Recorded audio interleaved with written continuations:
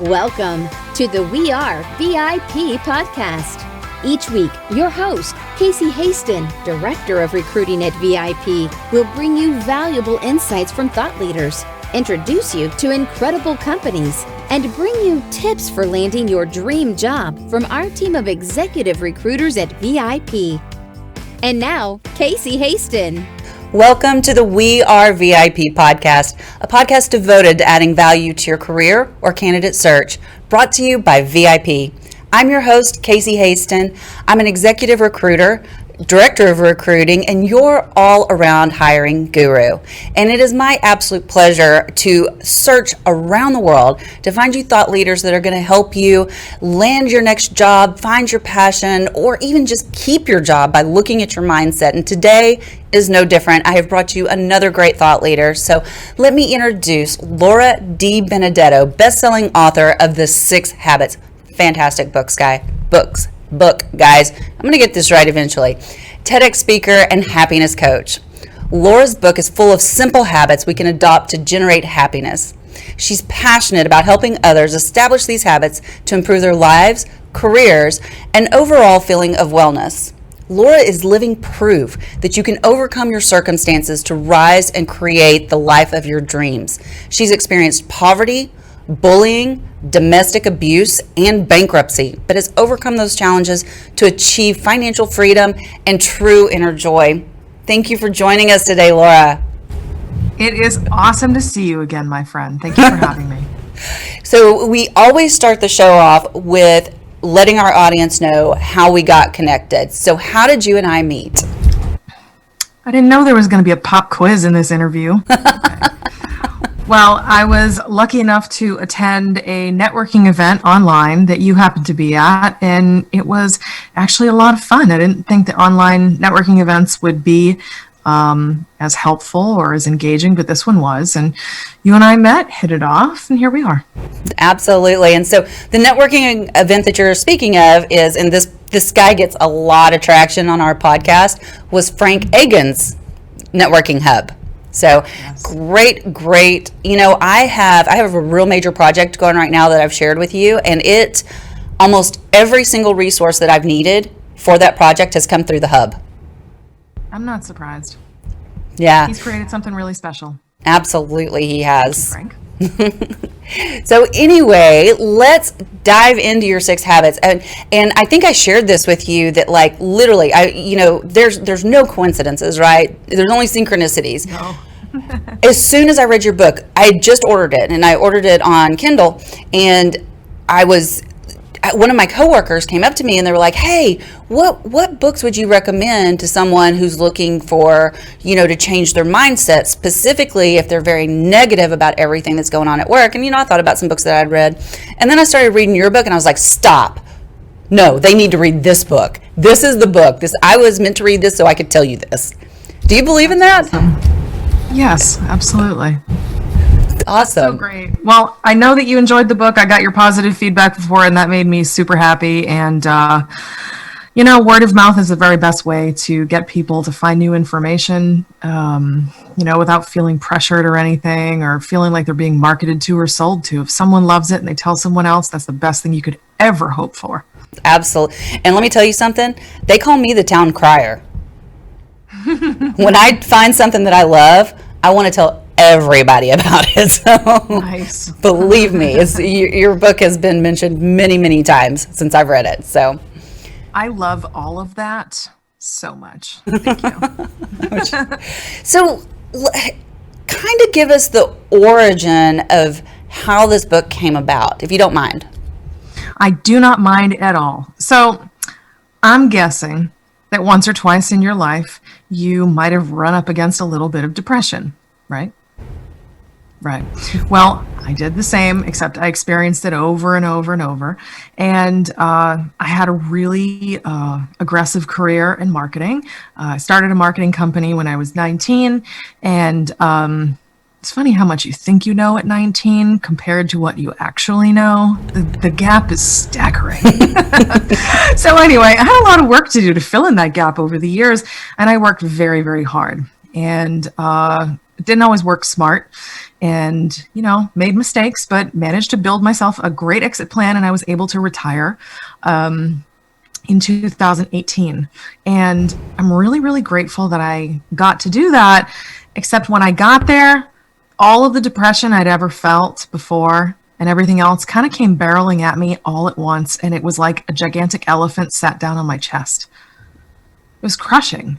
It was the weight of, who am I now? I'm not, day-to-day CEO. Am I important anymore? Am I valuable anymore? Well, I have all this money and I have all these accomplishments and awards and whatever, and do they even matter? Because I'm not actually happy. Why? So being a curious little bugger, as entrepreneurs often are, it just bothered me. Why do I feel this way? I shouldn't. I followed the recipe that America wants to convince you is the formula for happiness. Have the great career, make all the money, do all the things, blah, blah, blah. Why didn't it work? What did I do wrong? Well, I wanted to know, so I started doing a research project to figure out what the happiest people had in common, because I clearly wasn't one of them.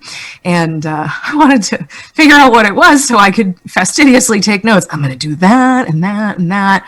And I learned some really interesting things when I was just studying human behavior and looking at science and looking at just thought leadership and personal development all over the place. Happiness is not something you buy. They even say that. Yes, happiness can, money can buy you a vacation, but how do you feel when you get off the plane, when you get home? I wanted to solve that. I didn't want to surf from high to high and just be like escaping the lows. What I found is that happiness is a product of the mind. Happiness and our whole lives is a reflection of how we think. So my book, The 6 Habits, is all about the research that I did, the self-experimentation, and a lot of the work that I did with my clients to change the thinking to 6 new habitual thought patterns versus the old defaults that were not serving me before. And I could go on, but I will tell you, I'm a different woman. I'm a happier woman. I'm a more courageous woman, and I'm richer for it. That is awesome. And I'm not sure if you're familiar with the work of Dr. Joe Dispenza. Have you seen any of his work? And I mean, it's fascinating exactly what you're just saying about, your reality is kind of what you think. And if you think that the world's a miserable place, it's going to be a miserable place.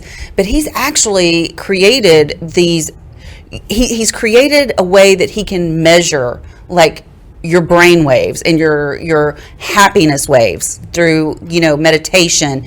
And he has shown how your brain actually changes in response to your thoughts. Mm-hmm. It's fascinating. So fascinating. It's truly incredible. And there was a study that was done that talked about how it measured quality and quantity of thought, and around 60,000 thoughts per day is what we think, and about 85% of this are the same as the previous day, and about 80% of those are negative. I know. That's not okay. No. How can you possibly build a positive life and make all your dreams come true when you're busy like bashing yourself into the ground? You can't. So what are some of your most utilized habits to create happiness? Well, there's obviously 6 in the book that I talk about, but what I would love to tell you about is my favorite one that I need the most right now.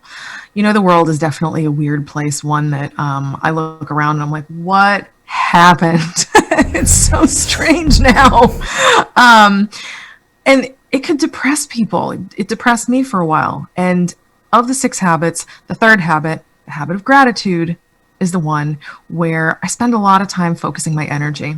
So the habit of gratitude, it's not just like, oh, I got to write out my gratitude list at the end of the day. It's a gratitude lifestyle. It's the perspective through which you view all of your life. And, when you introduced me and the concept for the book, you said that they're pretty simple. They are, right? What's not simple is changing your thought patterns to default to gratitude. That's where the work is. And after the last year, it's been proven to me that more people need this than I've ever seen. So gratitude helps us to realize that when the world is falling apart and buildings are falling down in Miami and people are getting hurt and detained at the border and this and that, and jobs are lost and lives are lost and all this other stuff, there is good. The sun still shines. Today is a good day to be alive. There's hope for tomorrow. We have air in our lungs. We have possibility. We have freedom to choose our own path. We have loved ones. We have things that have gone well. We've had privileges in our lives beyond measure. And the gratitude lifestyle, the gratitude mentality, it definitely takes a lot of work to cultivate. And when you can actually create gratitude as your default mental habit, one that you don't have to think about, you see the world differently. You react to the tragedies that unfold around us every day differently. You respond to terrifying things differently. And you just show up in a more courageous way to whatever happens.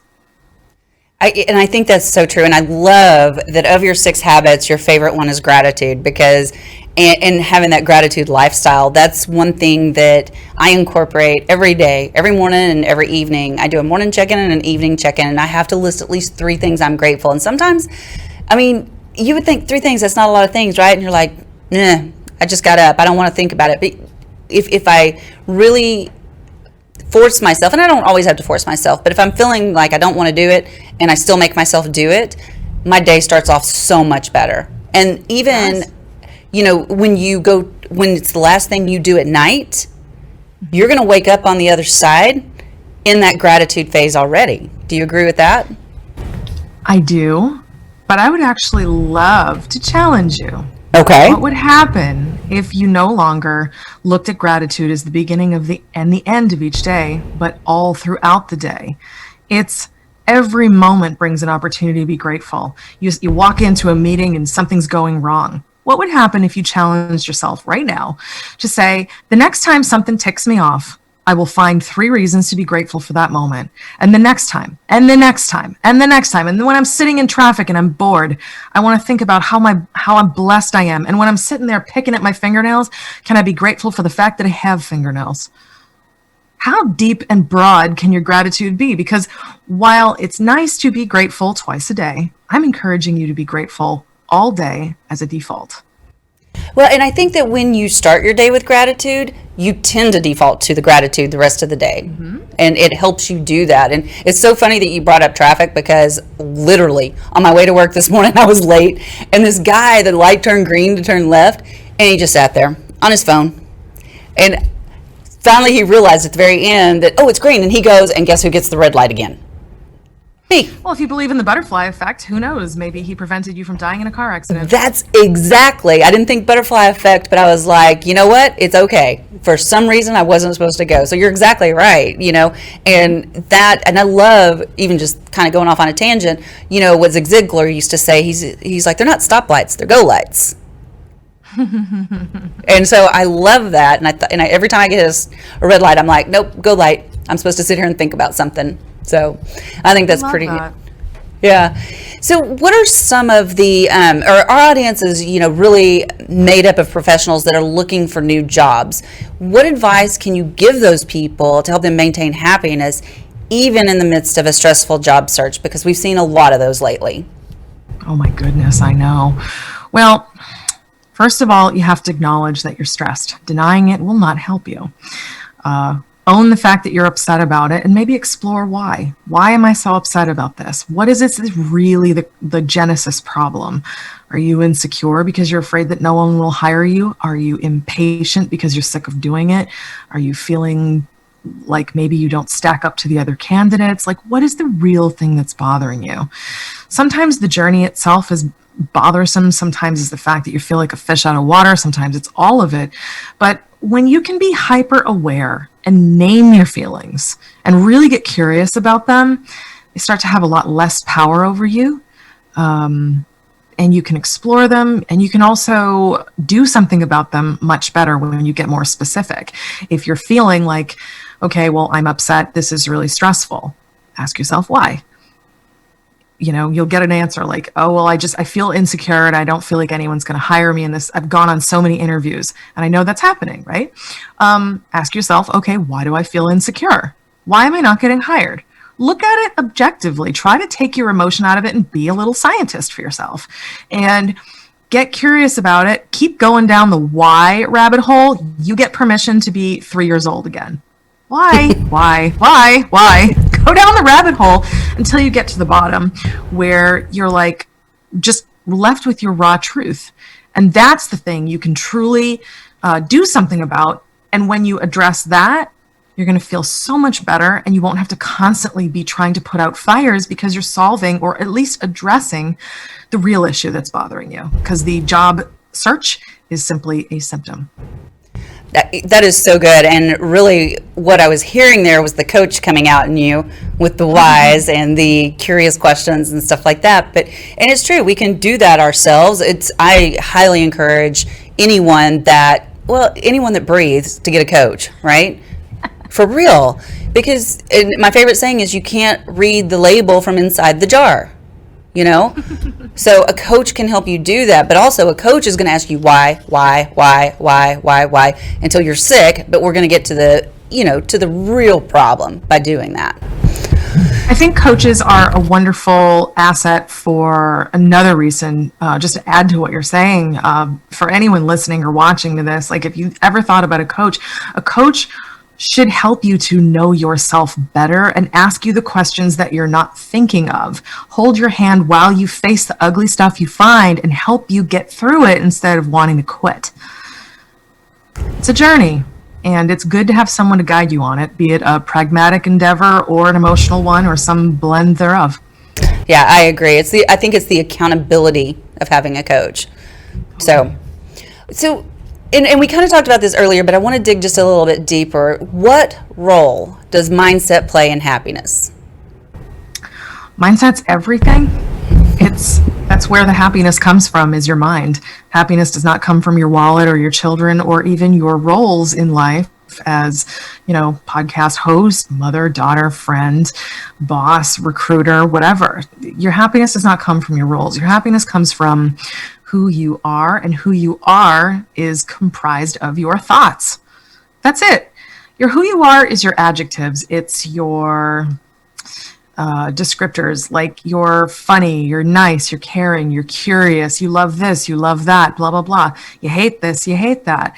That's who you are. And all of that stuff is a product of your thinking. So, first of all, mindset is very important because it defines all of that. And if you have a crappy mindset, how do you think that's going to go for you? Probably not that great.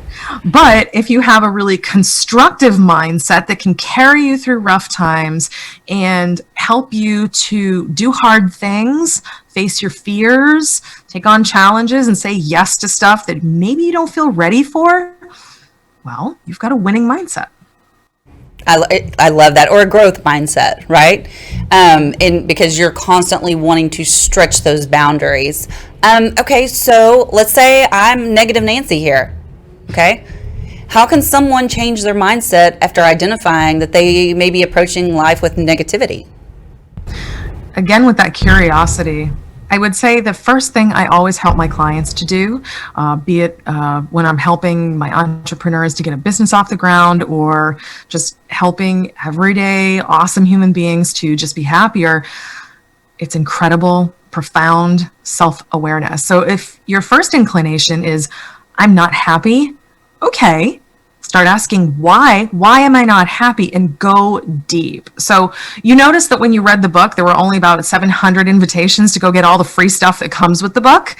In the free stuff is all of the things that help you do just that, like get to know yourself really well. You need to fully understand the scope of a problem before you can solve it. This is true in corporate, this is true in science, and this is true in the matters of the heart and the mind. Like you have to fully wrap your arms around the entirety of the problem before you can start throwing solutions at it. Otherwise, you're just guessing and guessing poorly, and it's probably not going to work. There's also a lot of bravery involved. You have to be brave enough to ask the questions and actually answer them. Brave enough to see the answer and maybe cry about it. Men love that answer. But the truth is, you have to realize how you've treated yourself and own it. And you have to decide you're worthy of better. You have to take a look at how you've felt about yourself and decide that you're worthy of better, and that, you want a gratitude lifestyle, and that it's possible for you, and that you realize you've been checked out your whole life, and your life is your doing. You built it. You built it the way it is, and you built your unhappiness. You have to own and fully understand what made the unhappiness, so you can fully own and understand what it takes to create and sustain the happiness you want. I think what you just said is so important, because I think so many times people go down that path, and we call it a victim mentality, or when in the school that I went to, it's all about the energy, right? And so many people get stuck in that victim mentality and can't get out, and they're like, oh, woe is me, everything's happening to me. And so then everything they see that confirms, their mind confirms, oh yeah, that's happening to you, that's happening to you. And sometimes it's really hard for people to break out of that. So again, going back to that negativity, that negative mindset. And I feel like when people finally really, really get that they truly are in control of their own reality through their thoughts, that I believe, I call it the awakening. And that's when everything changes. It is an awakening. I use that word a lot. You finally get to awaken to who you truly are, the choices you've truly made, and really have that moment of reckoning. It's like Judgment Day, not with God, but with yourself. So you don't have to die to get this one, which is very much a relief. You get to have the awakening while you're still alive, and you get to make a choice. It's like it's a huge crossroads. It's like you get to choose heaven or hell. You get to choose. Yes. Are you willing to do the hard work to climb the damn ladder to go to heaven and have a better life, or do you just want to choose what's familiar, even though it sucks? So true. I love what you I've loved everything you said, so I'm going to quit telling you that I love what you say, okay? No, I like positive affirmation. I do it for me. You can also do it for me. Okay, so let's kind of shift gears for just a second and turn this back to, the corporate world, because you've been there, you've retired at an early age, but, burnout is a huge issue in today's corporate world. What tips can you share to help people avoid becoming burnt out? Oh boy, burnout. Okay, I don't know how much time we have, but if it's less than 8 hours, it's not enough. High level. Nearly killed me. I retired not because I was where I wanted to be financially, and I'm okay with saying this. I was so burnt out because I did things the wrong way. When you don't properly have a relationship with yourself, with life, and with the things that you have to do, and it's all negative and toxic, that's kind of how you feel, and you get burnt out. The solution to that is to actually do this whole Judgment Day thing that we were talking about. Really dig in, know yourself, and when you do that and you decide you deserve better, here's the byproduct of that, which is the answer to your question. You start advocating for yourself at work, because you finally understand that you're worth it. You start creating and gently enforcing your boundaries, because you finally understand that you're worth it. You have the words to do it, and you don't need to be defensive about it, because you realize you're not under attack, and your own worst enemy is you. So when you stop being your own worst enemy, when you advocate for yourself, when you say, no, I'm not taking on that project, I'm so sorry, I am not available for this, I'd be happy to help you next week, and people push you back, you actually hold firm boundaries. You say no to people with calm and respect. You don't get defensive. You ask for the vacation time when you are ready for a raise or something. You can ask for extra compensation and extra paid time off. You start to advocate for yourself much better, because you hold yourself in higher esteem. So but the thing about what I've just said to you is these are not the things to do. These are the natural, organic byproducts of working on your relationship with yourself, with life, and your tasks. If you do that, doing everything else that I just said to you is actually an automatic byproduct that you don't have to try to do. What happens is if you don't work on yourself and you try to do those things, yikes. You ever see somebody try to assert boundaries when they're not very good at it? ugh. Or say no, and they're like, they go from really passive to aggressive, never stopping in the middle at assertive. That's what that looks like. And that's why when you truly love yourself, when you truly love life, and you truly love what's before you in like the most profound way as just a default, all the stuff you got to do to prevent burnout becomes automatic, and you don't even have to try.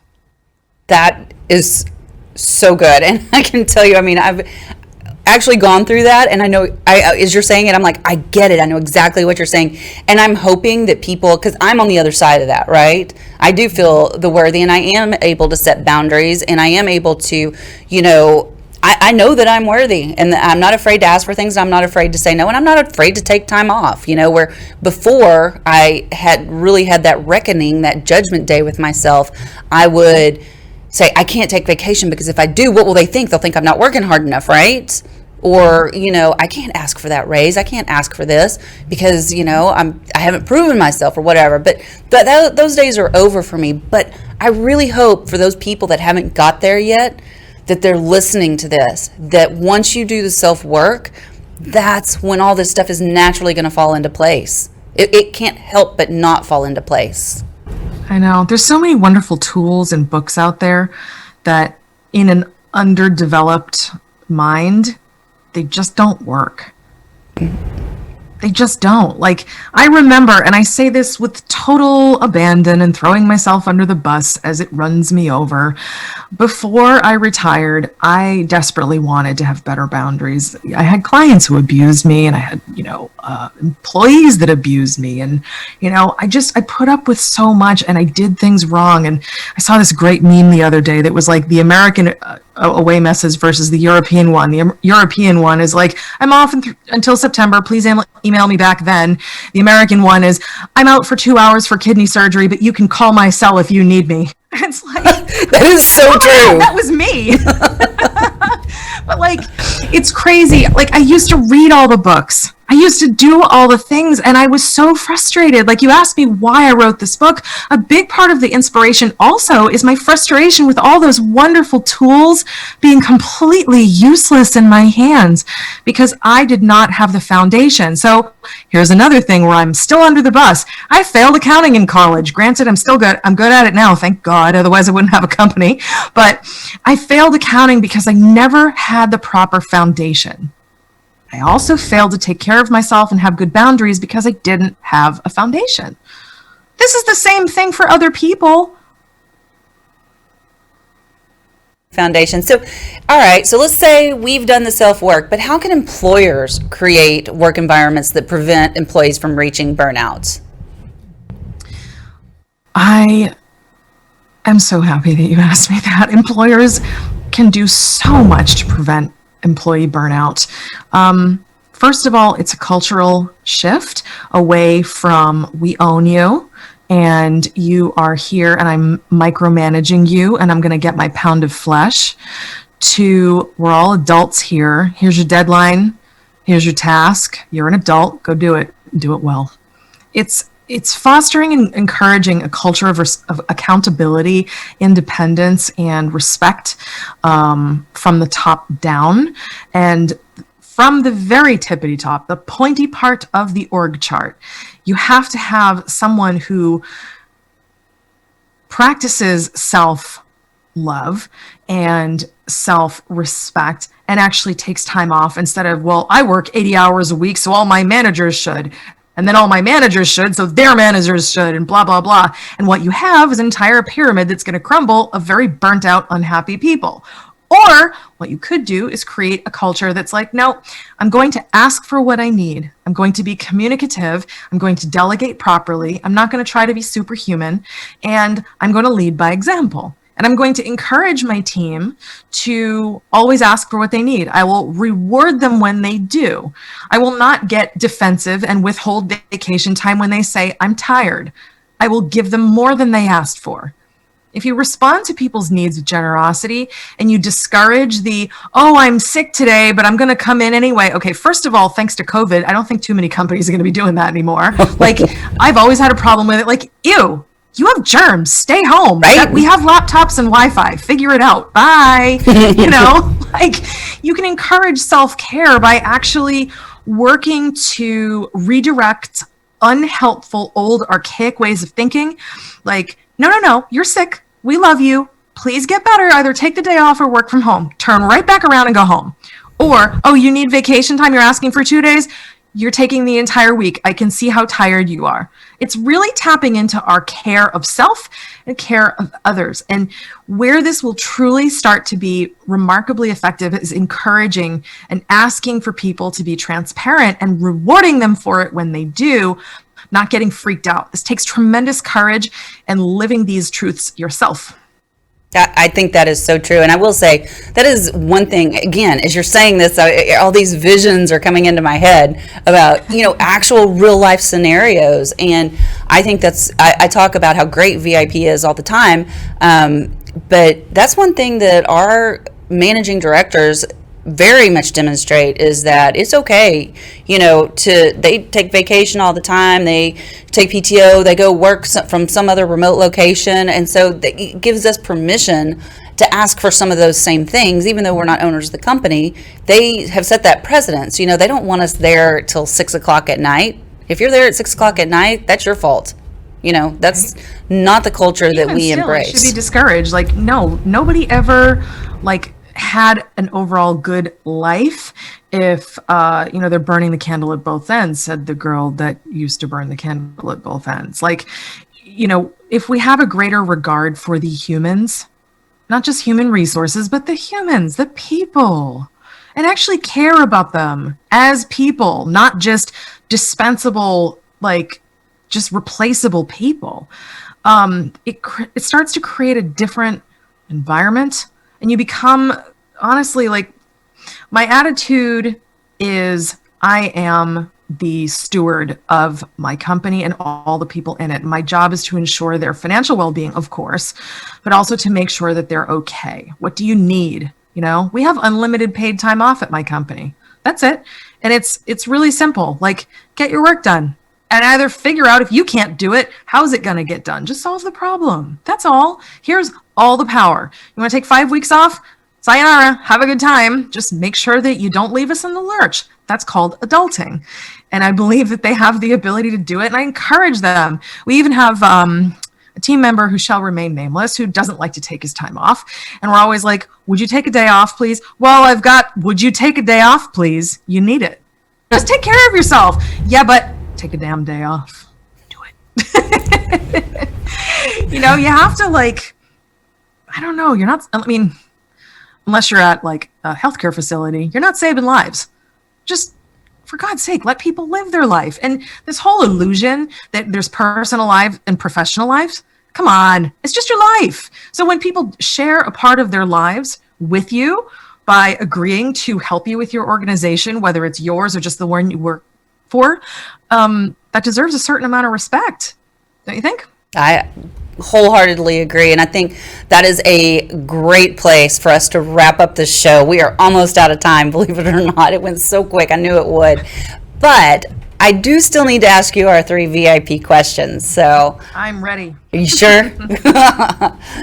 So if you were chosen to be one of the first colonists on Mars and you could bring 3 people or things with you, who would you take?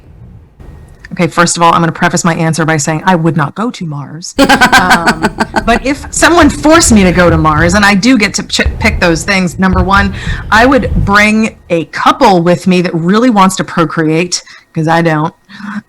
So it's here, you populate. I'm good. Thanks. Number 2, I would bring sunblock and probably SPF 5000 because I have a feeling the atmosphere is thinner and I'm very, very fair skinned and I would probably die within a week. And then, you know what? My third thing is I'd bring a jetpack because less gravity exists on Mars. I think it's 1/6 the gravity. Can you imagine the fun you'd have? I'd be zooming all around Mars. Bye. Okay, You have the kids. I'm gonna zoom around. Bye-bye. I can tell you in 109 episodes, I have not heard any of those answers. Really? What do people say to that? I get a lot of Matt Damon's. Really? From The Martian. He's just an actor. A good looking one, albeit, but True. I would take him. Okay. Back to seriousness. Put your serious face on. wouldn't kick him off Mars. I understand. What is one thing you do to start your day that sets you up for success? It's quite counterintuitive. I do not wake up by an alarm clock anymore. I wake up naturally to make sure that my body is fully rested. It's funny, people will ask me, well, what time do you get up every day? When I'm done sleeping. And I don't know when that is. Depends on when I went to bed, how I felt the previous day. I honor what my body needs, and I wake up feeling rested and happy, and I can handle just about anything that comes at me. I love that. One of these days, maybe I will have that same flexibility so that I can do that too. But I'm afraid I'm one of those people that once I go to sleep, I sleep and sleep and sleep and sleep. I love to sleep. Like I have a whole nother life in my dreams. Backlogged on your sleep. Probably, but I'm afraid if, I didn't, and I get, usually about 8 hours of sleep a night, but I think that, I don't know, I just don't think I would get up if I didn't have an alarm clock. Ever. I dare you to try it. One of these days. Get yourself caught up on your sleep. Go to bed at 9 or 10 o'clock. Give yourself a nice 2-hour wind down ritual. Maybe take a bath, have a glass of wine, have the lights low, make sure there's no blue lights bothering you, listen to soft music in case you're not naturally tired at that time, and then just lull yourself into a sleep. I promise you'll wake up when you're done. Okay. Maybe I'll try it this weekend. See how it works. Okay. See if I can. I'll probably sleep till 12. Maybe that's what you need. Maybe it is. Okay. So my final question. If your life's work was being summarized in a news article, what would the headline be? Girl doesn't do what she's told, wins big. That's awesome. How do people find you? How do they find your book?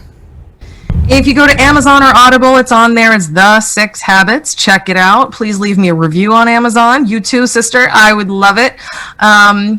You can also go to the6habits.com, or if you're Italian and you know how to spell DiBenedetto.com, you can try that. Depends on how brave you are, but the6habits.com will get you to the book, the audio book, the 90-day course, emailing me if you want to say hello, which I'd love to hear from you, whatever you want. Well, and I have to encourage everyone for just a second, because I not only read the book, I listened to it as well. And I think it's very rare that I prefer the Audible over the book, but you brought that to life. Woohoo! Thank you. Well, it's funny, when we were in the green room, you were saying oh yeah, she's got a sense of humor. Yes, I wanted to load my book with personality, so it was, interesting to listen to, and hopefully little fun in a few parts. I mean, it's somewhat dry material, but I tried to make it fun. So. Oh, you definitely made it fun. I listened to the very end, so that should tell you something. It really does. I've ditched quite a few, so that is high praise indeed. Thank you, madam. Laura, thank you so much for being here with us today. I just have one last thing to say to you. Okay. You are a VIP. Thank you. And that's a wrap for today. Join us next week here on the We Are VIP podcast. We'd love to know how we can help you be a VIP.